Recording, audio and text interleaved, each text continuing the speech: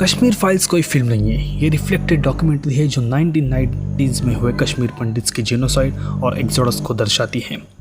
Kashmir files वो सच है जिसे मीडिया ने 30 ईयर्स तक दबा के रखा। कश्मीर फाइल्स वो दर्द भरी कहानी है जिसका दर्द शायद हमारे देश ने आज तक महसूस नहीं किया हो। कश्मीर फाइल्स को विवेक अग्निहोत्री ने डायरेक्ट किया और 11 मार्च को ये फिल्म रिलीज़ होने के बाद 10 पॉइंट के साथ ये सबसे आगे थी। कभी कभी हम हमारी हिस्ट्री भूल जाते हैं, तो कभी कभी हमें ये हिस्ट्री पता ही नहीं होती, और अगर पता होती है तो वो पार्शली पता होती है। ऐसा ही कुछ हुआ था इन कश्मीरी पंडित्स के साथ, और इसे हम कहते हैं exodus of Kashmiri pandits. Exodus का मीनिंग होता है बहुत सारे लोगों को एक साथ ही निकाल देना। 19 जनवरी 1990 ये वो दिन है जो कश्मीरी पंडित्स के साथ साथ पूरे देश के लिए द नाइट ऑफ टेरर हम कह सकते हैं।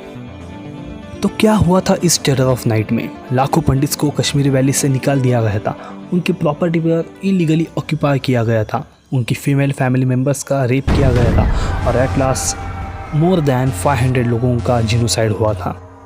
ऐसी थी वो एक भयानक रात, बट बहुत से लोगों को ये लगता है कि कश्मीर जिनोसाइड एक दिन में प्लान किया गया हुआ इवेंट था, पर ऐसा नहीं है। इसके पीछे बहुत सारे क्रूशियल रोल रहा है वहाँ के पॉलिटिक्स का, एक्सटर्नल फोर्सेस का एंड ग्रिड टू पावर का। एक बात ध्यान में रखिए, जो दिन अंजाम में आता है उसके पीछे बहुत सारे ऐसे रीजंस होते हैं जिसकी वजह से वो दिन अंजाम में आया है। और अगर हमें एक्सोडस ऑफ कश्मीरी पंडित समझना है तो हमें जाना पड़ेगा इन 1982, क्योंकि वहाँ से ही कुछ ऐसे इवेंट्स स्टार्ट होते हैं जिसकी वजह से जो 1990s में हुआ उसको इफ़ेक्ट मिला था। तो 1982 में जब कश्मीर के सीएम शेख अब्दुल्ला की डेथ होती है, तो उनके बाद उनके बेटे फारूक अब्दुल्ला को 1983 में इलेक्शन में जीतने के बाद चीफ मिनिस्टर बनाया जाता है। बट सेंट्रल और स्टेट गवर्नमेंट में डिफरेंस होने की वजह से फारूक अब्दुल्ला की गवर्नमेंट को गिराया जाता है। इस पॉलिटिकल इनस्टेबल सिचुएशन का एडवांटेज लेकर Jammu and Kashmir liberation front, जो एक मिलिटेंट सेपरेटिस्ट ग्रुप था, वो बहुत ही एक्टिव हुआ। और इसी सिचुएशन में आग और भड़काने के दो बड़े इवेंट्स हुए। फर्स्ट वन, मकबूल भट्ट, जो Jammu and Kashmir liberation front का एक बड़ा लीडर था, उसको फांसी की सज़ा सुनाई गई थी। और दूसरा वो इवेंट था जो 1986 में जब राजीव गांधी गवर्नमेंट ने बाबरी मस्जिद के लॉक्स ओपन कर दिए थे फॉर हिंदूज। और यहाँ से ही शुरू होती है कश्मीरी पंडित्स के लिए भयानक सपना।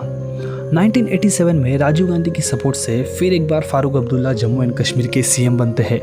और इसी सरकार गिरने और बनने की पॉलिटिकल इंस्टेबिलिटी को देखकर लोग कहीं ना कहीं जम्मू एंड कश्मीर लिबरेशन, जो एक सेपरेटिस्ट ग्रुप था, उसको खुद से एसोसिएट करने की कोशिश करते हैं। हिंदूज़ के टेम्पल्स गिराना, उनको तोड़ना, उनके शॉप्स को लूटना और खुलेआम वेपन्स लेके घूमना, ये चीज़ें अब बहुत चुकी थी।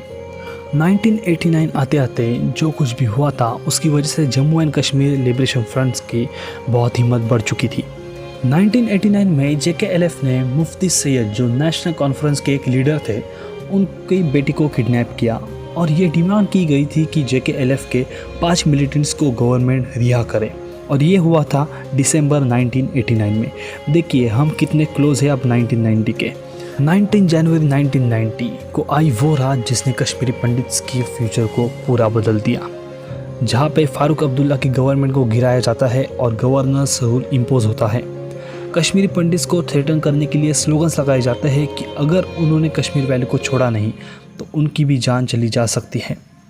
बहुत सारे प्रोमिनेंट फेसेस जो कि कश्मीरी पंडित्स लोगों के थे, उनको मार दिया जाता है और हर रोज़ एक हिट लिस्ट निकाली जाती है कि अब कौन कौन मरेगा। सिचुएशन इस हद तक गिर गई थी कि 1984 में मकबूल भट्ट को जिस जज ने फांसी की सज़ा सुनाई थी, उनको भी 1989 आते आते मार दिया गया था। और इन सब इवेंट्स के बाद होता है एक्सोडस ऑफ कश्मीरी पंडित्स, जहाँ पे 2 to 3 लाख कश्मीरी पंडित्स को निकाल दिया गया था।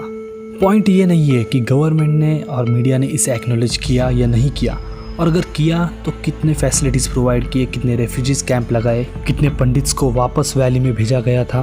पर पॉइंट और क्वेश्चन ये है कि आज 30 साल क्यों लगे ऐसी मूवी आने में जिसके बारे में हर इंडिया को बहुत पहले ही पता होना चाहिए था। मेजॉरिटी लोग ऐसे भी हो गए जिनको अब ये पता चलेगा मूवी देखने के बाद कि कश्मीर में कुछ ऐसा भी हुआ था। इसका एक ही मतलब निकलता है, हिस्ट्री वॉज बरीड। कहीं ना कहीं बहुत सारी ऐसी चीज़ें हैं जिसकी वजह से हम एक्नॉलेज नहीं कर पा रहे हैं ऐसे इवेंट्स को।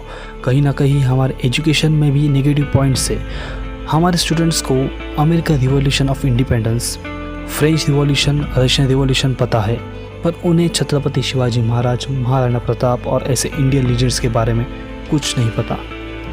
यहाँ तक उनको हिटलर ने जो ज्यूइश जेनोसाइड किया था वो पता है, बट अपने ही देश में कश्मीरी पंडित्स का जो जेनोसाइड हुआ वो आज तक शायद पता नहीं होगा।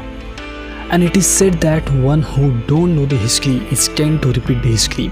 इसलिए वीडियो में एक ही अपील है, जाइए और मूवी देख के विजुअलाइज करने की कोशिश कीजिए उन इवेंट्स को जो 1990s में हुए, क्योंकि आज भले ही हमें लेट हुआ है इसको रियलाइज़ करने में, लेकिन यस, ये हुआ था। Thanks for watching the video को लाइक करें और चैनल को सब्सक्राइब ज़रूर करें।